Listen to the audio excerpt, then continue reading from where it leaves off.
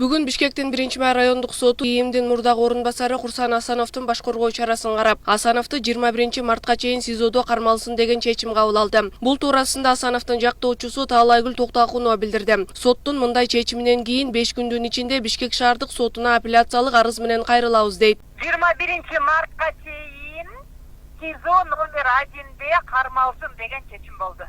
5 күндүн ичинде Бишкек шаардык сотуна апелляциялык арыз менен кайрылабыз.